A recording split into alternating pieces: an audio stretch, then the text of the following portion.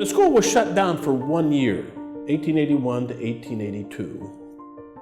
And after that, they decided, wow, we've got to do better. So they created dormitories. They didn't have dormitories before that. The students lived with families in the village around the college. And they began to try to put work-study ideas. They began to get more Bible in there, but there was too much conflict with the faculty. And so change didn't happen. By the end of the decade, one of the really great educators of Adventist history, W. Prescott. Prescott becomes the president of Battle Creek College. He also is the first director of what they call the Seventh-day Adventist Educational Society. It's now a part of the church, and it's called the Department of Education, a part of the General Conference. A key moment is when W. Prescott is appointed the president, and Prescott is a man who works closely with Ellen White, values her counsel, and is also just a human dynamo, incredibly energetic, himself has an excellent first-rate education by the standards of the day, and so is able, as it were, to speak to two different constituencies, you might say. One, the people who say, well, we want our children to go to an Adventist college so that they have a good moral surrounding, but we want them to have a first-rate education. But he can also speak to those Adventists who say, well, we want Adventist values, and especially the concepts that have been set out by Sister White. We want them to get that. So he can speak to both groups and, as it were, reassure them. Battle Creek College really entered a golden era during his presidency. He was very well trained. He had the educational background that was valued, was prestigious, but he also was committed to the idea of an Adventist college. And he really wrestled with the idea of how to bring those two things together. He was a very well-rounded person, and the school thrived under him. The enrollment grew, and it was the best period probably for Battle Creek College. That brings us to the 1890s. Prescott is getting the Bible more into Battle Creek College. He's trying to do some other things, but he's having a hard time. And then, at that same time, Ellen White is in Australia with the Avondale School. Prescott takes the boat, they go over there, they talk about her counsel, and she says, oh, Brother Prescott, he helped me understand what I'd written. He understood the education, she understood what she'd written, but how to apply it, nobody seemed to understand. And so you have a practical educator sitting down with the prophet about 1896, and she's saying, this man, Prescott, he's like my husband. He asks questions and makes me come out and expand upon my thoughts, and suddenly I'm beginning to see more clearly how we can implement that. And of course, at the same time, Brother Prescott is beginning to understand.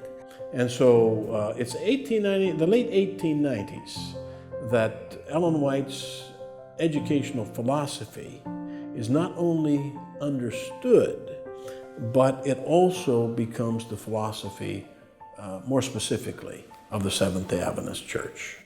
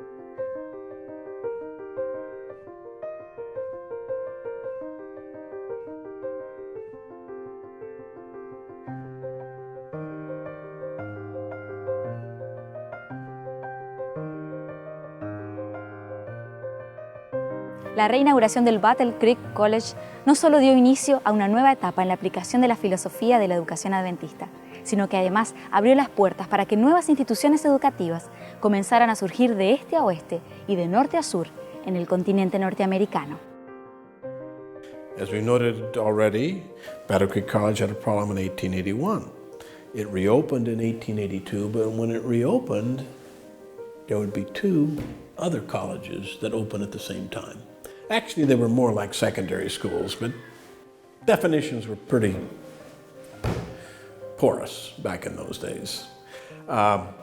So, in California, way out on the western coast of North America, we find Pacific Union College, and the new president there will be Sidney Brownsberger, the same man who'd been president back at Battle Creek College, but now Brownsberger understands Adventist education a bit more.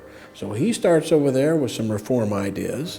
Meanwhile, way on the east coast of the United States, up in Massachusetts, we have Goodloe Harper Bell. Goodloe Harper Bell was the man who was the chief teacher in the 1872 Battle Creek School and taught there up until 1881. A lot of the people who were involved at Battle Creek College went out and started these other schools. Goodloe Harper Bell went east after he stopped teaching at Battle Creek, and he had an influence in starting the Adventist schools in Massachusetts. Edward Sutherland, who was a student at Battle Creek College, helped to start Walla Walla College, and so on. So the people who were involved at Battle Creek College helped to sow the seeds of education in other places as well. Our education went from one school, Battle Creek College, to now having 3 schools. So we had Michigan, and then Sidney Brownsberger is in Healdsburg, California, starts the school that eventually becomes Pacific Union College, which continues to this day. It was moved. And going east, Professor Bell and others, S.N. Haskell, start South Lancaster Academy, which becomes Atlantic Union College. And so then we went from 1 to 3. And of course it grew from there, and we had other schools started. By the early 1880s, Adventist education is beginning to spread out. And by 1890, you get Union College, 1892, that's in Nebraska, the center part of the country. Then 1892, Walla Walla College up in Washington State. And then soon after that, Avondale. And it's not long after that that we begin to create educational institutions in South America, Inter-America, Europe. Why? Because now we're becoming a worldwide church, and we need to create educational institutions in these other countries to train ministers and teachers and editors and all these people that the church needs. So by the end of the century, you're finding Adventist education becoming an international educational system. As the church spreads, it takes its institutions with it. It creates hospitals and sanitaria, publishing houses, and it creates schools and colleges. The first college to be created is outside of Battle Creek, is Healdsburg College, which was created in California. But then you get other schools starting to spread. There's the creation of a secondary school in South Lancaster, Massachusetts, which develops and becomes Atlantic Union College.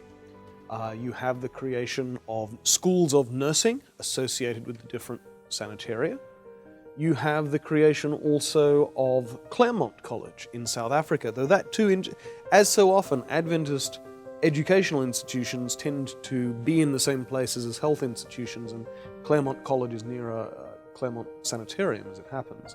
But then you also start to get the creation of a range of industrial training schools, is the sorts of language that's very often used. And you find that in Huntsville, Alabama, the predecessor of what becomes Oakwood University today, in Alberta, the predecessor of what today is Canadian University College, and in other places.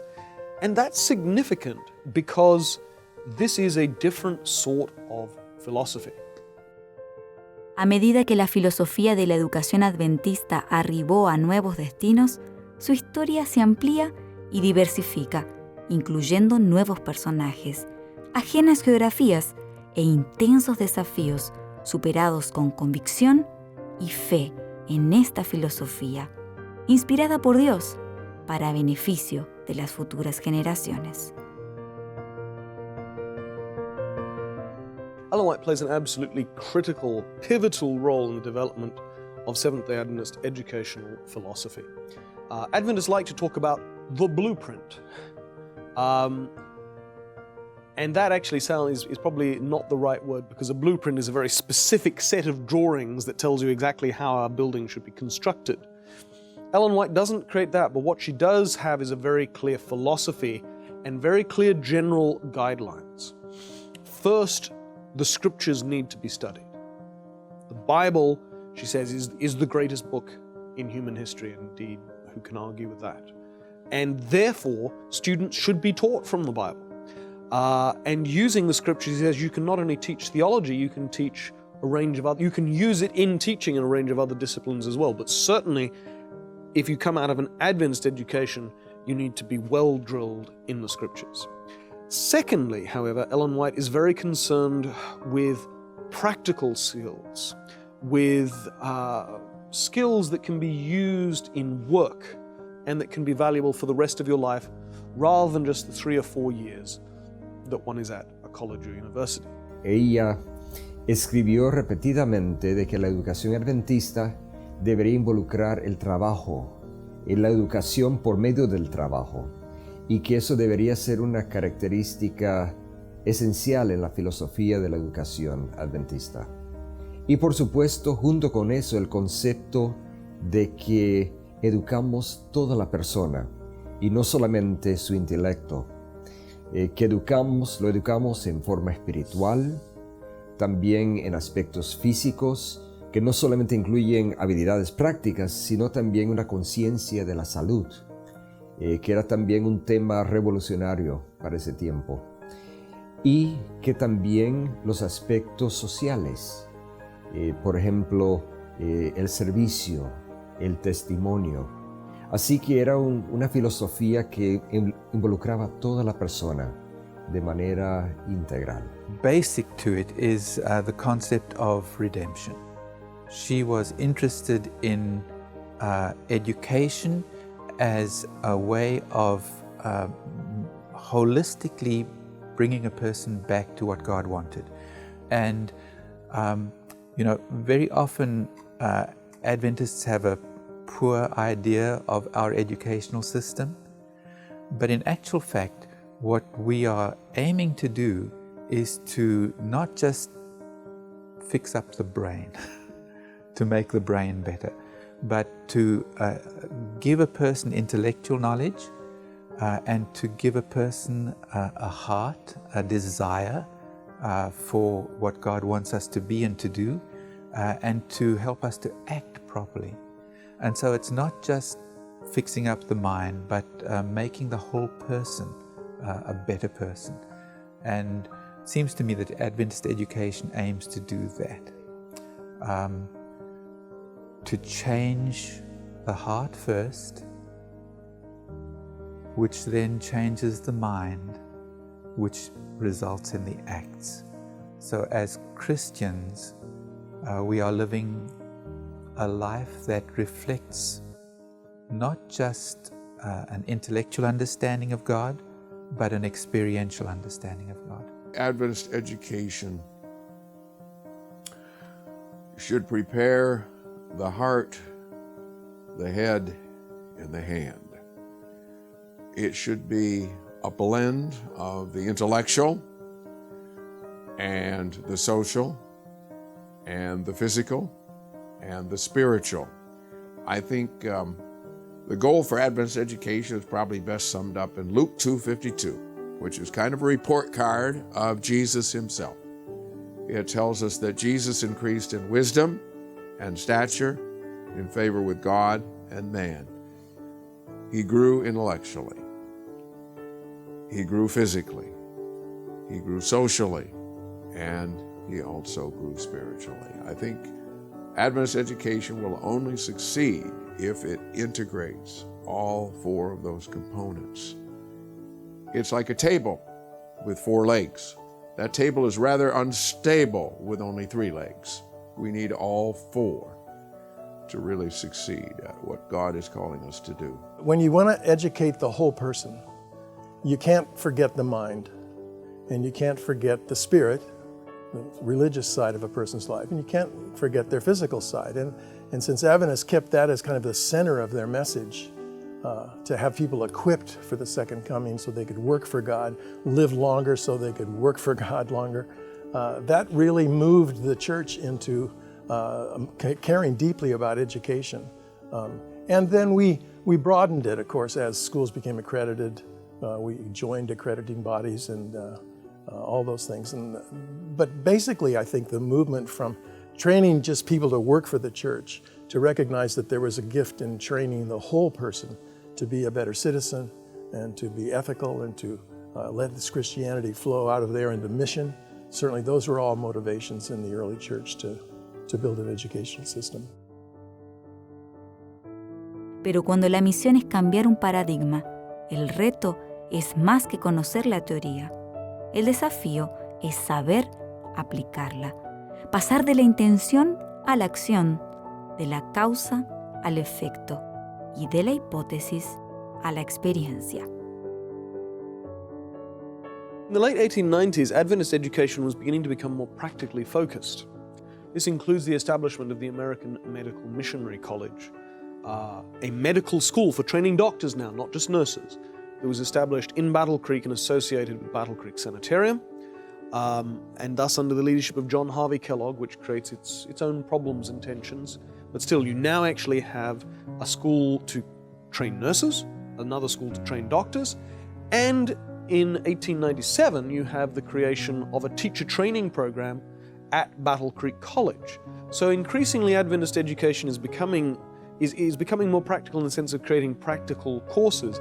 But in addition, there's a new, more practical ethos that's spreading across Adventist education in general. And so places like the training schools in Alberta in Canada and Alabama in the South, and the new training school that's set up in Australia at Avondale in 1897, have a different ethos, and it's an ethos that comes from Ellen White. And Ellen White talks about the need to train people in the Bible, but also to give people practical life skills, work-related skills that will stand them in good stead in the rest of their life after they go to college. Cambiar un supuesto, descubrir nuevas formas de realizar aquello que se ha llevado a cabo siempre de la misma manera, requiere mucho más que buenas ideas y una clara filosofía. Demanda compromiso, perseverancia y la utilización de todas las herramientas disponibles para poder ejemplificar con hechos y convencer con resultados. Elena de White lo sabía. She was writing testimonies about school. She was trying to work with the administrators to get them to understand. Some administrators were easier to work with than others. Some personalities resonated better with the plan that God gave her, or what He showed her. But it wasn't until she got to Australia in the 1890s that she really could implement what she understood God was saying we should do in terms of Christian education. When she went to Australia, she had a chance for a fresh start. There were no other Adventist schools there. And so as she had influence over the establishment of Avondale College, she expressed these ideas of work and study and worship and how those all should be balanced, physical activity, how these should be balanced, how an education should be practical and spiritual and intellectual all at once. And this has been a special hallmark of Adventist education. Some speak of the blueprint. There's not really a blueprint, but it's a quick and short way to refer to this idea of holistic education, where we pay attention to the body and the social life, the practical and the spiritual, as they all work in balance with one another. And our research into Adventist education shows that that pays off. I think we don't really understand how it does. We have more to understand, but we've been on this journey to discover how to describe really how Adventist education works. And we have not discovered anything different than what Ellen White was writing about in those years when she was influencing the establishment of Avondale College. The place that Ellen White really did kind of set up an example of this was in Australia. Because when she started Avondale College, I shouldn't say she, but she was a part of it. She was one of the founders. There were others. But her determination was that this school will be more like God intended educationally. Not that what was happening in Battle Creek was evil or anything like that, but it was not meeting the goal just the way she and others had come to realize it from the Lord. So Avondale College became a school to represent this type of education. Fundado en 1897, el posteriormente conocido como Avondale College dio inicio a una revolución que traspasó fronteras, marcando un antes y un después en la forma de ejecutar los principios de la filosofía de la educación adventista, no solo localmente, sino a nivel mundial. 1897, Battle Creek College will go through a revolution. It will be stimulated by several things. Number one, it will be stimulated by Ellen White's calls for reform in Australia. Some people were very sensitive to that. And one of those was a man by the name of Edward Alexander Sutherland, who become the first president of Walla Walla College in 1892. By 1897, at the year 32 years of age, he went to Battle Creek. Now, Battle Creek was the central educational institution of the church. And there, he decided to put the reforms into practice, but he took things too far. Well, part of the problem was he came under some very dynamic leaders that tended to be a little on the fanatical side. One of them was Alonzo T. Jones, the great hero of the 1888 meetings. He was teaching such things as the Bible should be the only textbook. You should teach geography from the Bible, you should teach English from the Bible, or Spanish. You should teach mathematics from the Bible. The Bible should, so we're getting into this fanaticism. And unfortunately, this young man, Sutherland, and his academic dean, Percy T. McGann, they got carried away with some of these fanatical ideas. The first thing they did is they went out and they had a football field. They plowed it up and had the students plant potatoes in the playing field. Then they did away with academic degrees. We're not going to have any academic degrees. Academic degrees are evil. So they did some good things, though. They put the Bible at the center, but they tried, to make everything Bible. And so you get a revolution in 97, but it goes too far. And finally, these two men, after 4 years in Battle Creek, they moved the school to Berrien Springs, Michigan, out on a farm. It becomes Emmanuel Missionary College, today known as Andrews University. But there, they did away with it. They didn't have any degrees. No. We're going to make a bunch of missionary farmers. And so no degrees. They went on a 2-meal-a-day plan. The students only got to eat twice a day. They worked all day and studied a little bit in the evening. And it wasn't even chartered as a college. It was chartered as a charitable institution. And so, we had a great Reformation in 97, but it went to the opposite extreme. And that brings us to another man in Adventist history, and that is a man that's very little known, and that's Frederick Griggs. Well, Griggs University, which is the correspondence arm of the Adventist university system, is named after Griggs. Griggs was a moderate. He said, Reformation is not annihilation, it's reform. You take the best of the old and the best of the new and you put it together. And so with Griggs, we begin to find a return in Battle Creek College, granting of degrees, and an emphasis not only on the practical but also on the intellectual, so with balance. And Adventist education at its best was brought in by men like Frederick Griggs. Nacida en la firme voluntad divina, la educación adventista fue creciendo y madurando en manos de hombres y mujeres comprometidos con esta misión.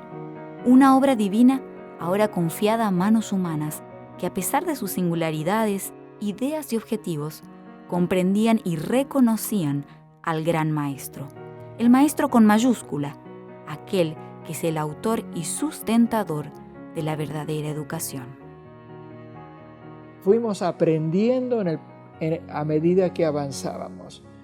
Y eso es lo que debemos reconocer, que fuimos siendo orientados, me parece a mí, por Dios, a través de Elena de White y a través del pensamiento de algunos de estos directores, que fueron captando, en primer lugar, la teoría, los conceptos fundamentales, y luego cómo convertirlos en práctica. Me parece que eso es lo que uno aprende leyendo la historia de los comienzos de la educación adventista. Y a medida que pasaban las décadas y los años, se fue dando cuenta el liderazgo de la Iglesia de que debía no solo formar a los líderes de la organización, sino también a los miembros. O sea, cómo ir formando la mente y las destrezas y el carácter de los que van a ser los miembros de la Iglesia.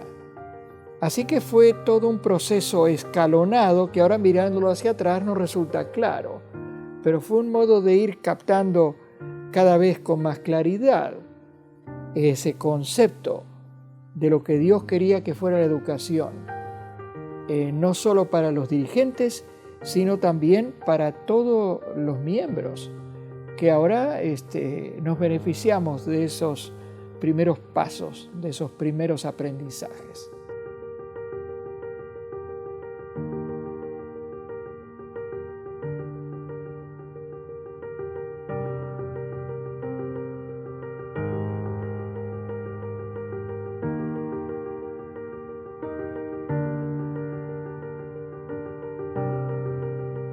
Con el pasar del tiempo, las nuevas instituciones fueron creciendo y tomando forma hasta establecerse como grandes y renombrados centros de estudio, en los cuales el foco no era tan solo la transmisión de contenido, sino que el objetivo era y continúa siendo la formación de seres humanos completos, que puedan impactar sus familias, sus comunidades y el mundo a través de sus acciones y del testimonio del poder de una vida entregada en las manos de Dios.